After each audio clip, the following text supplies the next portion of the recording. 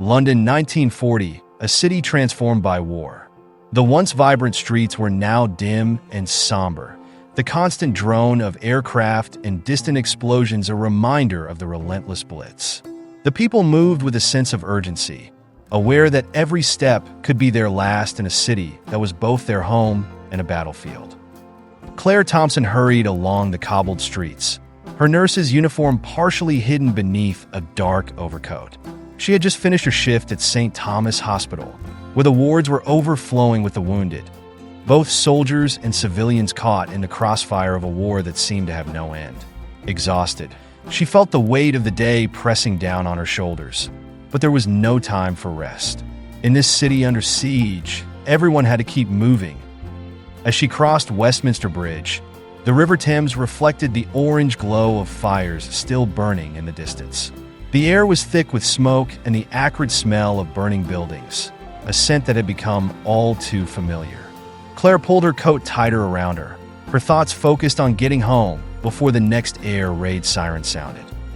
Suddenly, her path was blocked by a group of soldiers, laughing and joking despite the late hour. They were young, too young, she thought, and their laughter held a nervous edge, as if they were trying to forget the horrors they had witnessed. Claire sidestepped them, her eyes downcast, but as she did, she collided with someone. "Sorry, miss," a deep voice apologized. Claire looked up, her breath catching as she met the gaze of a tall, handsome soldier with striking blue eyes.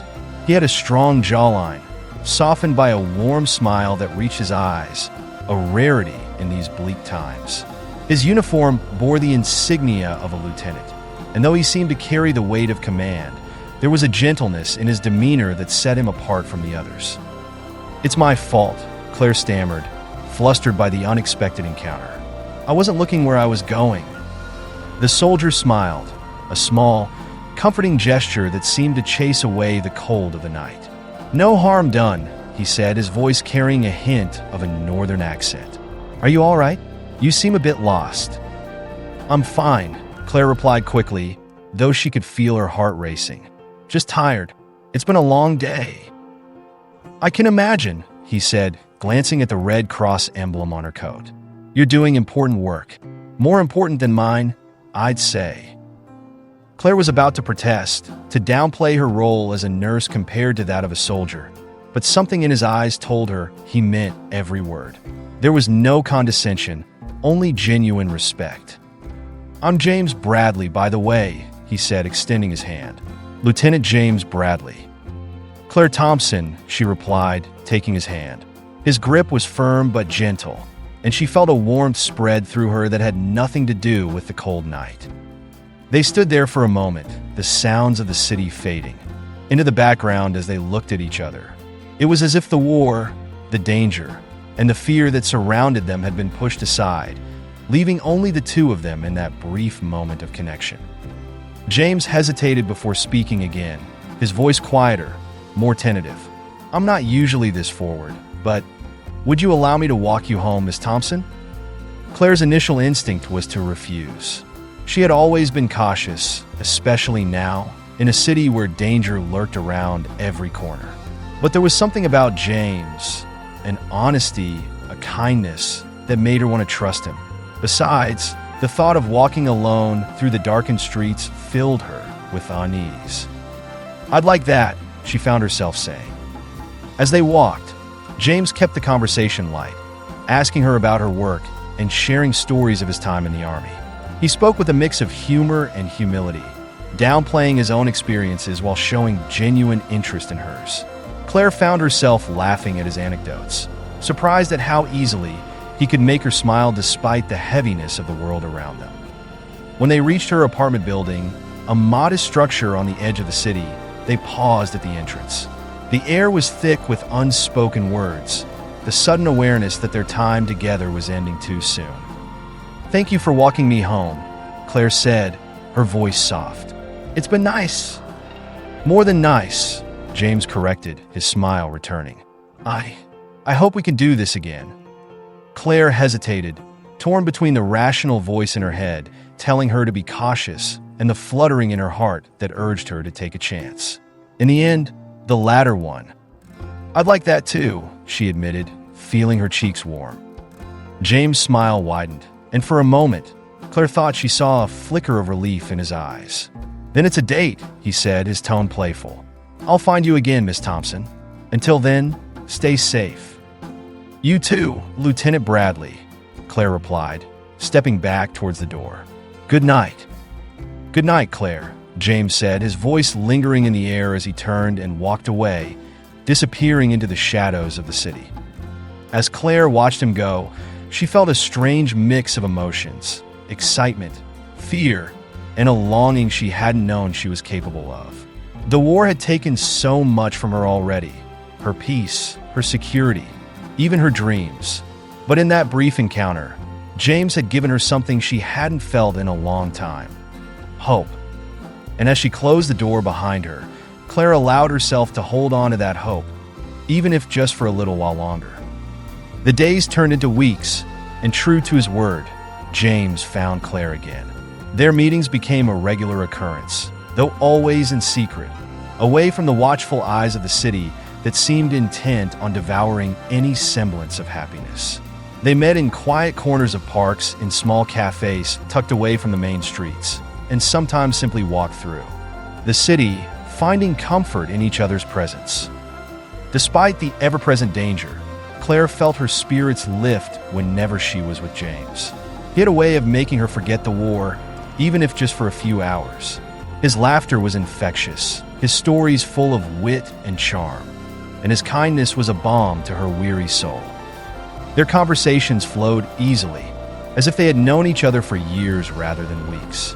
James told her about his childhood in Yorkshire, about the rolling hills and the small village where he had grown up. He spoke of his love for literature, of the books that had shaped him, and of his dream to become a writer one day. Claire, in turn, shared her own dreams. The ones she had before the war had torn them apart. She spoke of her desire to become a doctor, a dream she had put on hold when the war began and the need for nurses became urgent. She told him about her family, about the brother she had lost in the early days of the Blitz, and the pain that still lingered in her heart. James listened with a quiet intensity, never interrupting, always offering words of comfort when she needed them. He never made her feel weak or helpless for sharing her pain. Instead, he seemed to understand it in a way that few others could. Their relationship grew deeper with each passing day, and soon, it became clear to both of them that this was more than just a fleeting wartime romance. They were falling in love, despite the war, despite the uncertainty of the future, and despite the knowledge that their time together was limited. One afternoon, as they sat on a bench in Hyde Park, the sun shining through the clouds for the first time in days, James reached for Claire's hand. His touch was gentle, his fingers warm against hers, and she felt a shiver run through her. "Claire," he began, his voice hesitant, as if searching for the right words. "I know this isn't the best time to start something new. The world's gone mad, and there's no telling what tomorrow will bring. But I can't stop thinking about you. You've become the one thing that keeps me going, the one bright spot in all of this darkness." Claire looked at him, her heart pounding in her chest. She had known this moment was coming, had felt it building between them for weeks. And yet, hearing him say the words made it all the more real. "I feel the same way," she admitted, her voice barely above a whisper. "But I'm scared, James. I'm scared of losing you, of losing what we have." James squeezed her hand, his grip firm and reassuring. "I'm scared too," he said, his voice soft. "But I'd rather have this, even for a short time, than nothing at all. I'd rather have you, Claire, no matter what the future holds." Tears welled up in Claire's eyes as she leaned into him, resting her head on his shoulder. "I don't want to lose you," she whispered, her voice trembling. "I can't lose you." "You won't," James promised, wrapping his arm around her. "No matter what happens, I'll always find my way back to you. I swear it." They sat like that for a long time, the world around them fading into the background as they held on to each other. The war, the danger, the fear, it all seemed distant in that moment, as if they had found a small oasis of peace in the midst of chaos. But even as they clung to each other, the reality of their situation loomed over them. James knew that his time in London was coming to an end. The front lines were calling, and soon he would be shipped out to fight in a war that had already claimed so many lives. The thought of leaving Claire behind, of not knowing if he would ever see her again, was almost too much to bear. Yet, despite the fear, despite the uncertainty, they refused to let the war dictate their lives. They chose to love each other, to find happiness in the moments they had, no matter how fleeting. And in those moments, they found a strength they hadn't known they possessed, a strength that would carry them through the darkest days ahead. The morning was gray and overcast when the orders came. James was to report to his regiment immediately, prepare for deployment to the front lines in France. The news, though expected, hit like a punch to the gut. Claire had known this day would come, had steeled herself for it, but now that it was here, she felt as if the ground had been pulled out from under her. They met one last time before he was to leave, in the small cafe where they had shared so many laughs, so many whispered confessions. But today, the air was heavy with sadness, the reality of their separation casting a dark shadow over their final moments together. James reached across the table, taking Claire's hand in his. His eyes, usually so full of life, were clouded with worry. "I wish I didn't have to go," he said, his voice thick with emotion. "I wish I could stay here with you, keep you safe." "I wish that too," Claire replied, her voice breaking. She had promised herself she wouldn't cry, wouldn't make this any harder than it already was. But the tears came anyway. "But we both know you have to go. It's your duty." "Duty," James muttered, the word bitter on his tongue. "I never thought I'd hate that word as much as I do now." Claire squeezed his hand, trying to offer some comfort even as her own heart shattered. "You'll come back to me," she said, forcing herself to sound confident. "I know you will. You promised." "And I intend to keep that promise," James said, his eyes fierce with determination. "No matter what, I'll find my way back to you, Claire. I swear it on my life." They sat in silence for a moment, the weight of their words hanging in the air. Claire wanted to memorize every detail of him. The way his hair fell across his forehead, the curve of his lips when he smiled, the warmth of his hand in hers. She didn't want to forget a single thing, as if by holding on to these memories, she could keep him close, even when he was miles away. Finally, James stood, pulling her up. "With him. I have to go," he said, his voice pained. "The train leaves soon." Claire nodded, unable to speak, her throat tight with unshed tears. She followed him out of the cafe, her hands still clasped in his, as they made their way to the train station. The station was a scene of chaos, filled with soldiers preparing to leave, families saying their goodbyes, and the ever-present sound of the war, the distant rumble of artillery, the whistle of trains, the hurried footsteps of those rushing to catch their last glimpse of their loved ones.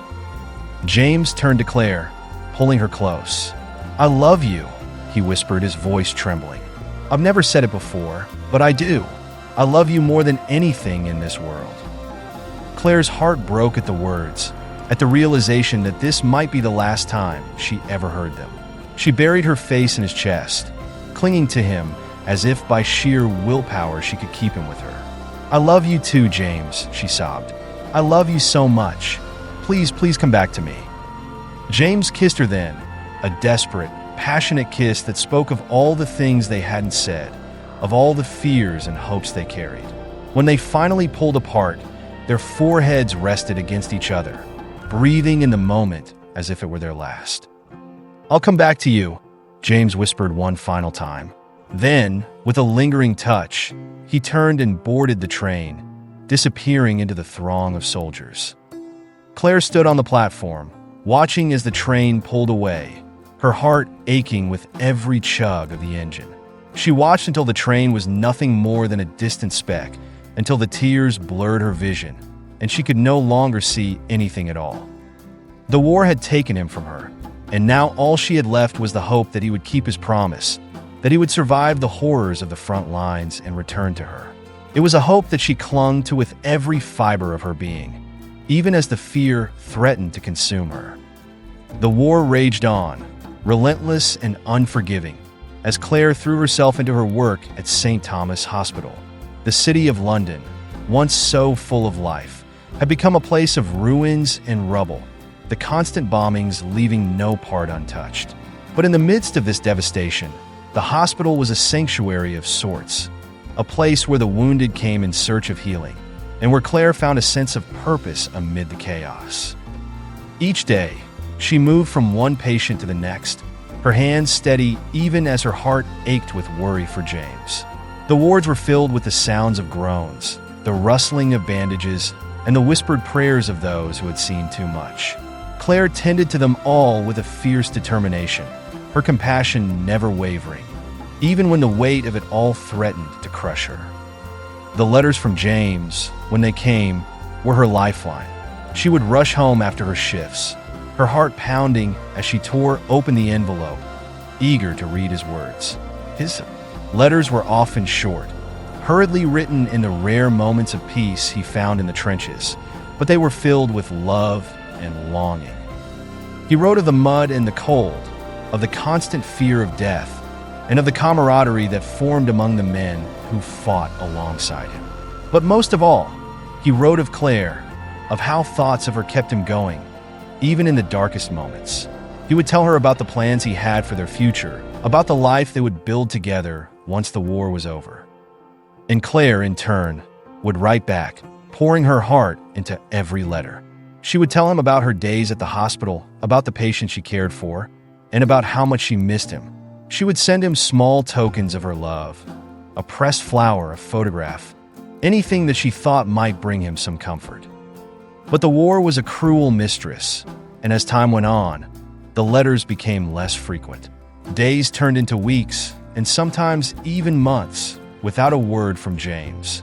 The silence was unbearable, a gnawing fear that grew with each passing day. Claire would lie awake at night, staring at the ceiling, imagining all the terrible things that could have happened to him.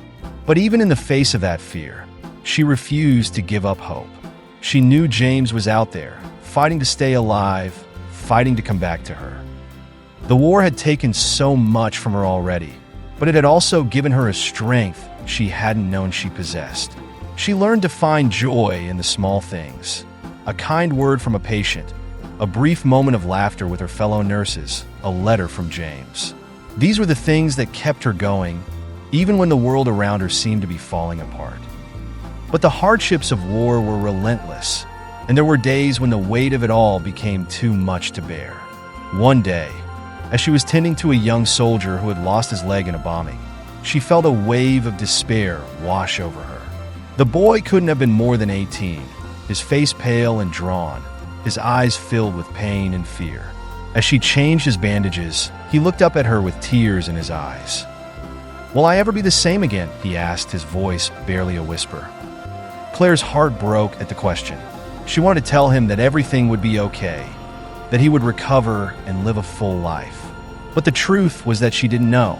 The war had changed everyone it touched, and there were no guarantees. "You're strong," she said softly, her voice filled with as much confidence as she could muster. "You've been through so much already, and you're still here. That's something to be proud of." The boy nodded, tears streaming down his cheeks. Claire gently wiped them away, her heart aching for him and for all the young men who had been thrown into this war, their lives forever changed. As she left his bedside, she felt a heaviness settle over her, a weariness that went beyond physical exhaustion. She stepped outside for a moment, needing to breathe in the cool night air, to clear her mind. The city was quiet, the sounds of the war muted for now, and she found herself looking up at the stars, searching for some semblance of peace. But peace was hard to come by in these times. The war had taken so much, and it wasn't done yet. But even as Claire felt the weight of it all pressing down on her, she knew she had to keep going. For James, for her patients, and for herself. And so she did. She returned to the hospital, to the endless stream of wounded and dying, to the work that had become her lifeline. She knew that as long as she kept moving, kept caring, kept hoping, she could survive this war. And she knew that James, wherever he was doing the same. Because that's what love was It was the strength to keep going, even when everything seemed lost. And it was the hope that one day they would be together again, free from the shadow of war. The winter of 1941 arrived with an unforgiving chill, blanketing London in a cold that seemed to seep into Claire's very bones. The hospital was busier than ever, the wounded pouring in from the front lines and the city alike. The Blitz had intensified, and every night the sky was lit by the eerie glow of fires as bombs rained down on the city. The nurses and doctors moved like automatons, driven by duty and the need to save as many lives as they could. Claire was exhausted, her body pushed to its limits, but she refused to let it show. She couldn't afford to break, not when so many people were counting on her. But inside, she felt like a fragile glass about to shatter, the weight of the war pressing down on her with every passing day. It had been weeks since she had last heard from James, and the silence gnawed at her, a constant ache in her chest. She would rush home every evening, hoping against hope that there would be a letter waiting for her. But the mailbox remained empty. The fear of losing him was like a shadow that followed her everywhere, a specter she couldn't shake no matter how hard she tried. Then, one cold January afternoon, as she was preparing to leave the hospital after a long shift, a fellow nurse handed her a small envelope. The sight of James' familiar handwriting made her heart leap into her throat. With trembling hands, she tore open the envelope, her eyes hungrily scanning the words. "Dearest Claire, I'm sorry it's been so long since my last letter. Things have been difficult out here. The fighting is relentless, and I've seen things I never thought I would see in my lifetime. But through it all, thoughts of you have kept me going. You are my light in this darkness, the reason I keep fighting. I can't tell you where I am or what's happening, but I want you to know that I'm safe. For now, at least. The days are long, and the nights even longer, but I hold on to the hope that this war will end soon and that we'll be together again. I think about you every day, Claire. I miss your laugh, your smile, the way you always knew just what to say to make everything better. I miss holding you, kissing you, feeling your warmth against me. I miss you more than words can say. Please take care of yourself, my love. I don't know what I would do if anything happened to you. Stay strong, and remember that I love you. I'll keep my promise, Claire. I'll come back to you, no matter what. All my love, forever yours. James." Claire pressed the letter to her chest, tears streaming down her face. Relief washed over her in waves, mingling with the fear and worry that had been her constant companions. He was alive. James was alive, and he was still fighting to come back to her. The knowledge filled her with a renewed sense of strength, a determination to keep going, no matter how hard it got. She read the letter over and over, committing every word to memory until she could recite it by heart. It became her talisman, the one thing she clung to in the darkest moments, when the war seemed to be winning. She would carry it with her, tucked close to her heart, as a reminder of the love that waited for her on the other side of this nightmare. And for the first time in a long time, Claire allowed herself to dream of the future, of a time when the war would be over, and she and James would be free to live the life they had always wanted. She could see it so clearly in her mind. A small cottage in the countryside, surrounded by fields of wildflowers. She and James would spend their days tending to the garden, reading by the fire, and simply enjoying the peace they had fought so hard to achieve. It was a fragile dream, but it was enough. It had to be, because without it, the war would have already won. Spring arrived, bringing with it a temporary reprieve from the bitter cold, but the war showed no signs of abating. If anything, the fighting had intensified, and with it, the casualties. The hospital was overwhelmed, the staff struggling to keep up with the influx of wounded soldiers, many of whom were barely older than boys. Claire moved through the days in a haze of exhaustion, her hands performing their duties with practiced efficiency while her mind wandered, always returning to thoughts of James. The letter she had received in January had been the last, and as the weeks turned into months without any further word, the gnawing fear returned, stronger than ever. The hospital staff had been warned that communications from the front were becoming increasingly difficult due to the escalating conflict, but that knowledge did little to ease Claire's anxiety. She tried to stay hopeful, clinging to the belief that no news was good news. But the uncertainty was unbearable. Every time the mail arrived, her heart would leap with hope, only to plummet when she found no letter from James. One particularly grueling day in late April, Claire was working in the surgical ward when a young soldier was brought in, his body battered and broken from an explosion. His face was unrecognizable, covered in dirt and blood. But as the doctors worked to stabilize him, Claire caught sight of a familiar insignia on his uniform. Her heart stopped. It was the same regiment as James. She moved closer, her breath coming in shallow gasps as she tried to see through the chaos of the operating room. The soldier's hair, though matted with blood, was the same shade as James, and for a moment, Claire was paralyzed with fear, her mind screaming that this couldn't be him, that it couldn't be James lying there, so close to death. But as she forced herself to look closer, to really see, she realized with a rush of relief that it wasn't him.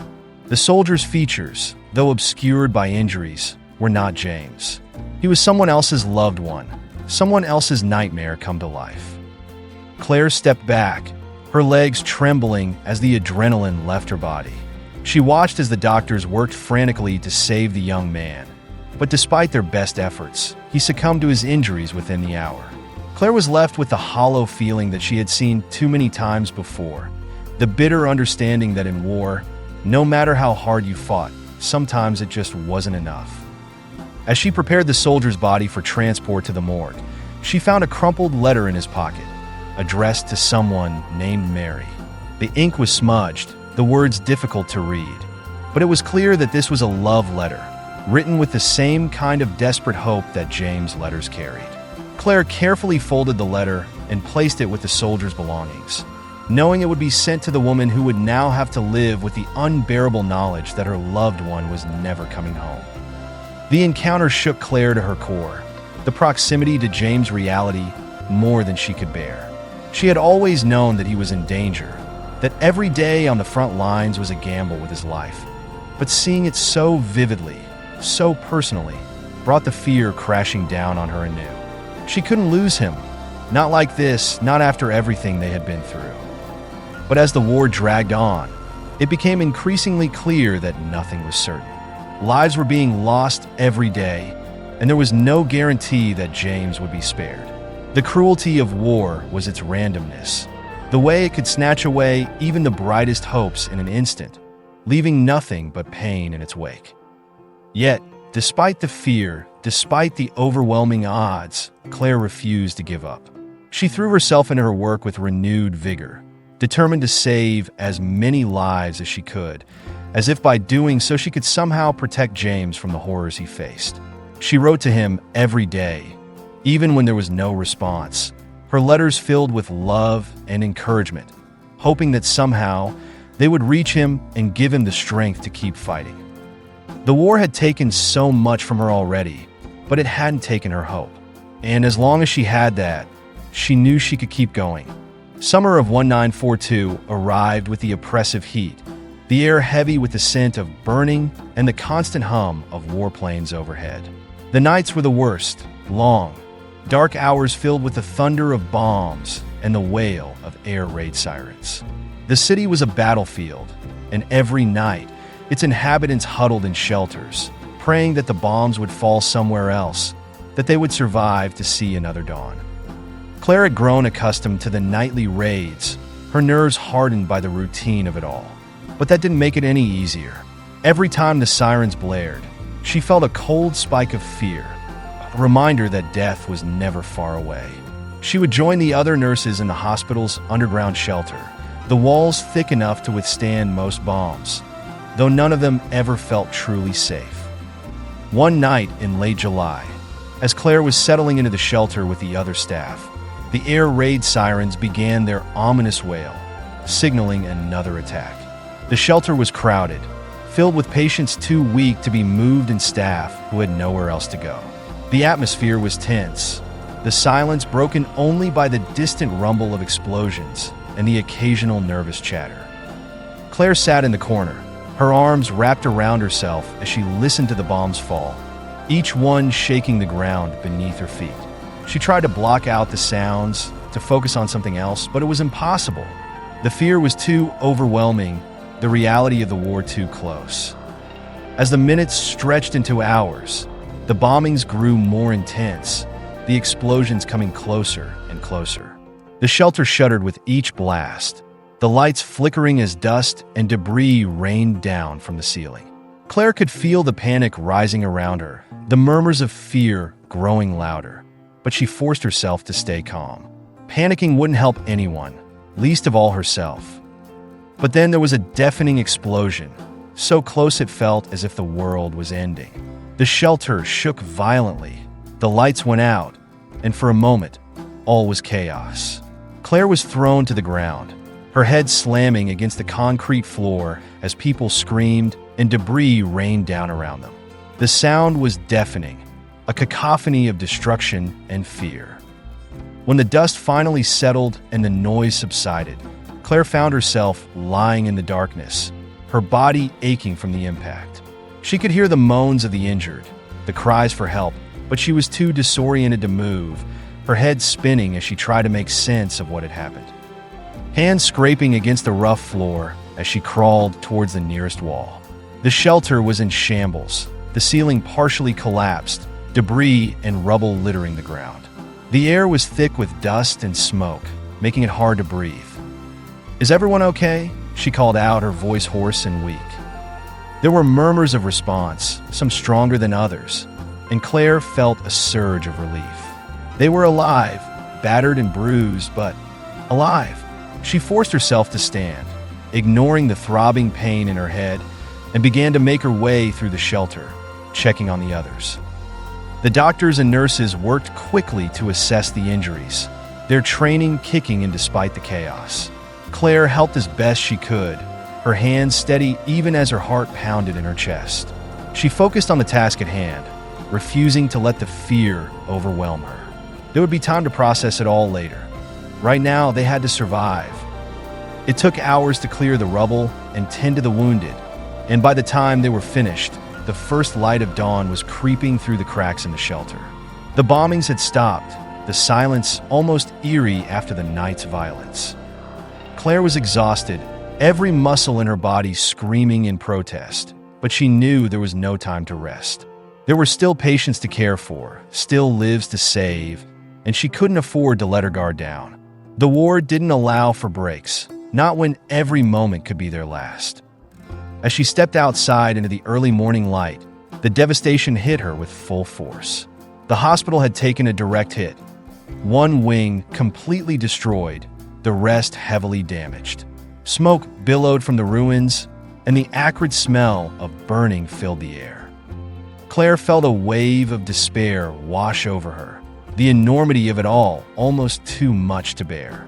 But she pushed it down, refusing to give in to the hopelessness that threatened to consume her. She had survived the night, and so had most of her colleagues and patients. That was what mattered. And as she looked out at the ruined city, the thought of James, somewhere out there in the midst of this madness, gave her the strength to keep going. She would survive this war, and she would do everything in her power to make sure he did too. Because no matter how long the night, the dawn would always come. And with it, the hope that one day they would be together again. The summer of 1943 brought with it a shift in the tide of war. After years of relentless fighting, there were whispers of the Allies gaining ground, of the possibility that the war might finally be turning in their favor. But with those whispers came an increase in the intensity of the conflict, as both sides fought desperately for control.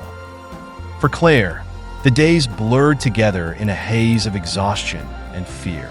The hospital was overflowing with casualties, the beds filled with soldiers who had seen too much, suffered too much. The air was thick with the stench of antiseptic and blood, and the sounds of pain and suffering were a constant backdrop to her days. But amid the despair, there were moments of hope, small victories that kept her going. A patient who had been on the brink of death pulling through against all odds. A letter from a family thanking her for saving their son. A rare day without bombings. These moments were like rays of sunshine breaking through the clouds, reminding her that there was still good in the world, still something worth fighting for. It was during one of these rare moments of respite that Claire received the news she had been dreading. A telegram arrived at the hospital bearing the official stamp of the British Army. Her hands shook as she opened it, her heart pounding in her chest. "We regret to inform you that Lieutenant James Matthews has been reported missing in action." The words blurred before her eyes, the meaning of them not registering at first. Missing in action. It wasn't the same as killed in action, but it was close enough. It meant that James had been in the thick of battle, that something had happened, and now he was lost, somewhere out there, beyond her reach. Claire felt as if the ground had been pulled out from under her, the world tilting on its axis. She had feared this moment, dreaded it with every fiber of her being, but nothing could have prepared her for the reality of it. James was gone, vanished into the fog of war, and she had no idea if he was alive or dead. For a moment, the despair threatened to swallow her whole, the weight of the loss too much to bear. But then, as the tears began to fall, she felt a surge of determination rise within her. James had promised her he would come back, and she refused to believe that he had broken that promise. Not yet, not until she had proof. She clung to the hope that he was still out there, fighting to find his way back to her, just as she was fighting to survive. She couldn't afford to give up, not now, not when it had come so far. The war was far from over, and so was her fight to bring James home. The days that followed were some of the hardest Claire had ever faced. The uncertainty, the not knowing, was a constant torment. She threw herself into her work, the routine of it the only thing keeping her from falling apart. But even as she moved through the motions, her mind was always on James, wondering where he was, if he was hurt, if he was even still alive. She wrote to his regiment, to anyone she could think of who might have information, but the answers were always the same. James was missing, his whereabouts unknown. The front lines were chaotic, and it could be days, weeks, even months before they knew anything for sure. But Claire refused to give up. She knew that James was out there, somewhere, and she would do everything in her power to bring him back. The war had taken so much from her already, but it hadn't taken her hope. And as long as she had that, she knew she could keep going. It was in the midst of this turmoil that the news broke. The Allies had launched a massive offensive in Europe, pushing back the Axis forces and gaining ground in what many hoped would be the turning point of the war. The news was met with cautious optimism, the hope that perhaps, just perhaps, the end was finally in sight. But for Claire, the news was bittersweet. She wanted to celebrate, to believe that this was the beginning of the end, but the thought. It was in the midst of this turmoil that the news broke. The Allies had launched a massive offensive in Europe, pushing back the Axis forces and gaining ground in what many hoped would be the turning point of the war. The news was met with cautious optimism, the hope that perhaps, just perhaps, the end was finally in sight. But for Claire, the news was bittersweet. She wanted to celebrate, to believe that this was the beginning of the end, but the thought of James, missing, lost, overshadowed everything. She couldn't rest, couldn't find peace, until she knew where he was, until she knew that he was safe. And so she kept going, kept fighting, kept hoping. The war had taken so much from her, but it hadn't taken her love for James. That was something no bomb, no bullet could ever destroy. Because no matter what happened, she knew that love would find a way. It had to. Autumn 1943 brought with it a sense of urgency, a growing desperation as the war continued to tear lives apart. Claire had survived for so long on the hope that James was out there, somewhere, fighting to come back to her. But as the months dragged on without any word, that hope became harder to hold on to. The hospital remained a whirlwind of activity, but Claire's focus had shifted. Every spare moment, every break between shifts, she spent writing letters, making inquiries, trying to track down any information about James. She reached out to his regiment, the War Office, even the Red Cross, but every response was the same. James Matthews was still missing, his fate unknown. The not knowing was the worst part. It gnawed at her, kept her awake at night, filled her days with a dull, constant ache. But Claire refused to give in to despair. She couldn't believe that James was gone, not until she had proof. And so, she began to plan. It was a dangerous idea, the kind that could get her into trouble, but Claire was past the point of caring.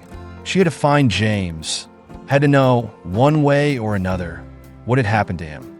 And if no one else was going to help her, she would do it herself. Her plan was simple, though it would require every ounce of courage she had. She would leave the hospital, leave London, and travel to the front lines in Europe. It was a reckless idea, and she knew the risks, but there was no other option.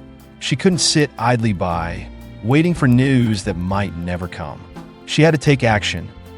Convincing her superiors to let her go was the first hurdle. The hospital was already short-staffed, and Claire's departure would be a significant loss. But she was determined, and after several tense conversations, she was granted leave on the condition that she would return after 2 weeks. 2 weeks. It wasn't much time, but it was all she had. Claire packed a small bag, taking only what was necessary, and boarded a train bound for the coast. From there, she would find a way across the channel, and from there, she would search for James. The journey was fraught with danger.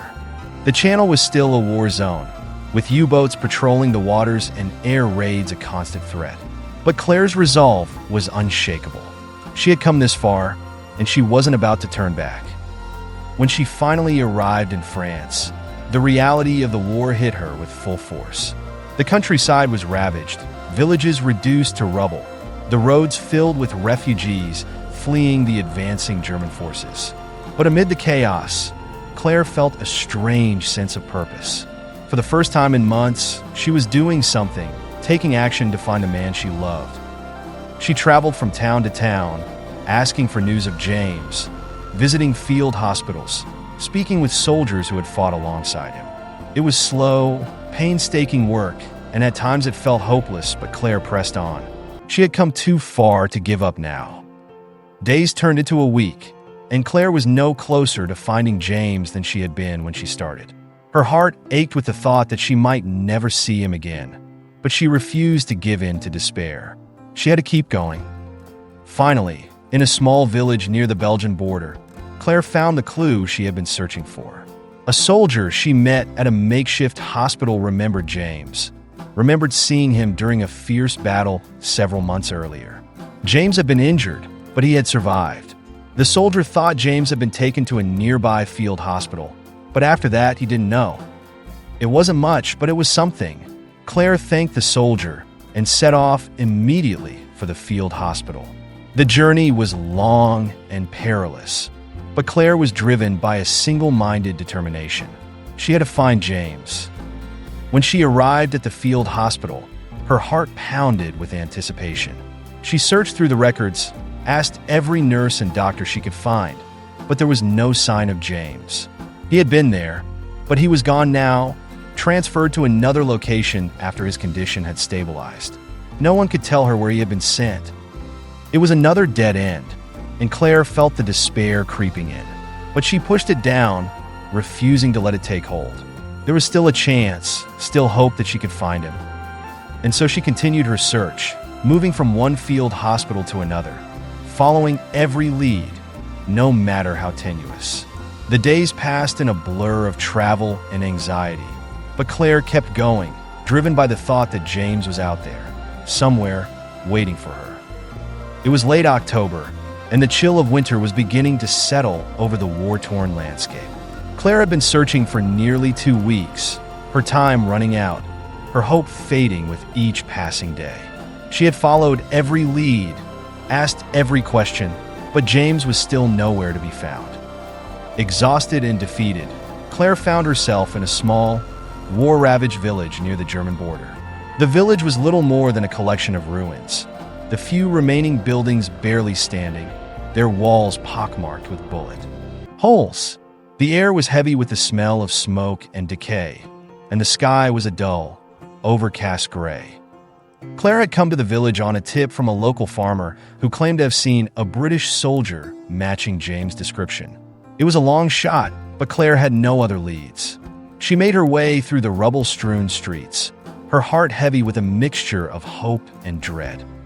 The farmer had directed her to the village's makeshift infirmary, housed in the remains of what had once been a church.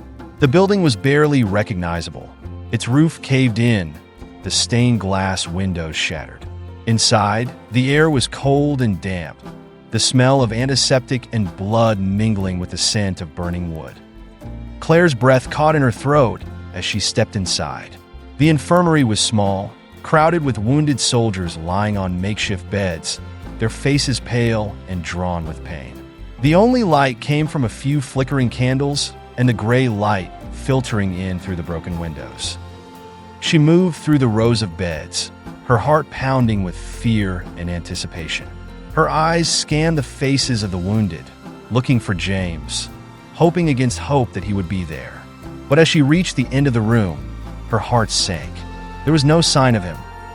Claire felt the despair creeping in, the weight of it almost too much to bear. She had come so far, risked so much, and now it seemed that it had all been for nothing. James was gone, lost to the war, and she would never see him again.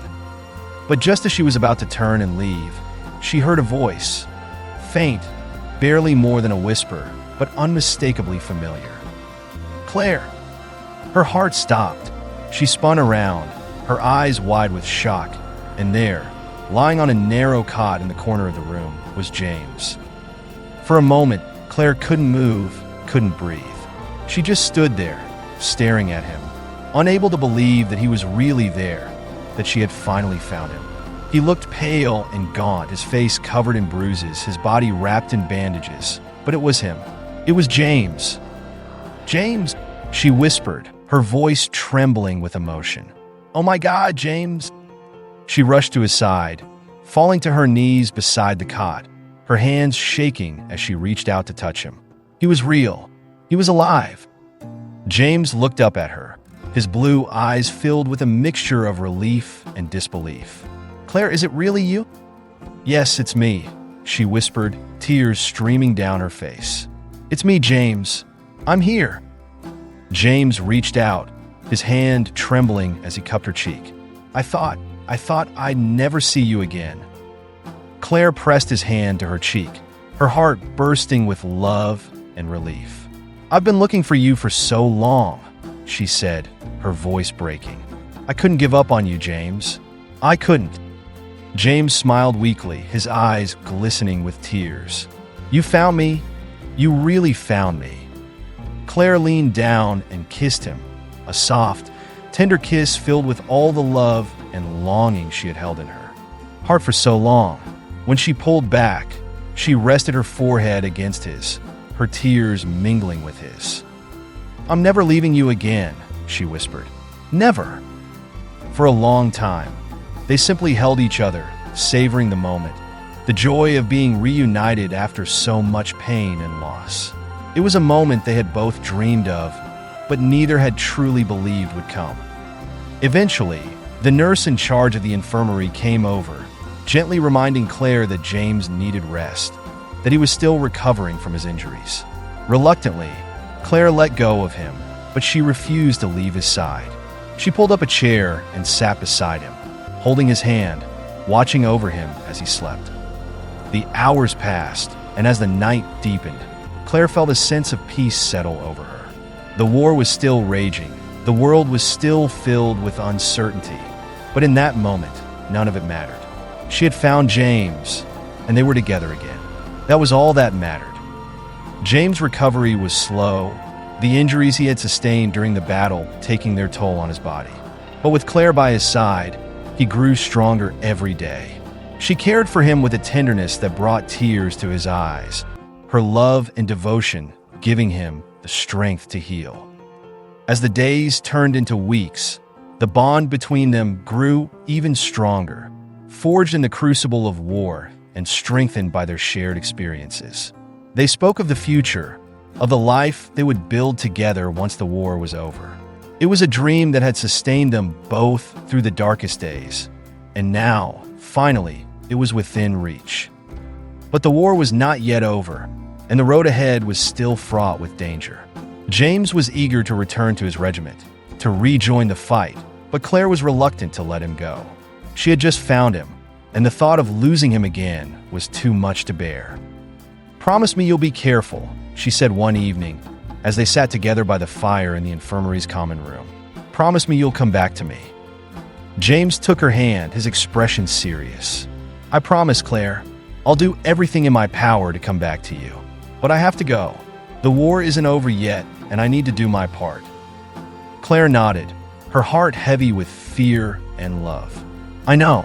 I can't bear the thought of losing you again." "You won't," James said, pulling her close. "We've come too far to lose each other now. I'll come back to you, Claire. I swear it." And so, with a heavy heart, Claire watched as James prepared to return to the front lines. It was the hardest thing she had ever done, but she knew it was necessary.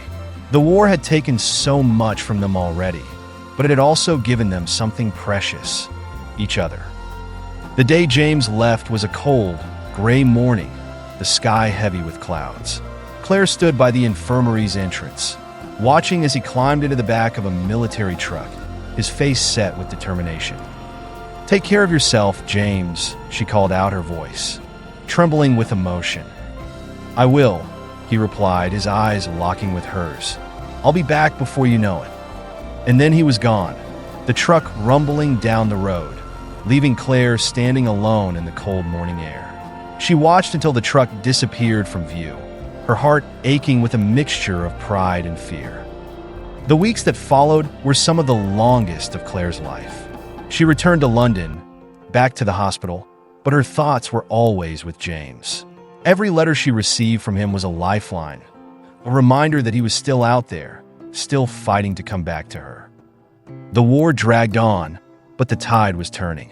The Allies were gaining ground, pushing back the Axis forces, and there was talk that the end might finally be in sight. Claire clung to that hope, praying every day for James' safe return. And then, one cold, clear morning in May 1945, the news came. The war in Europe was over. The Allies had won.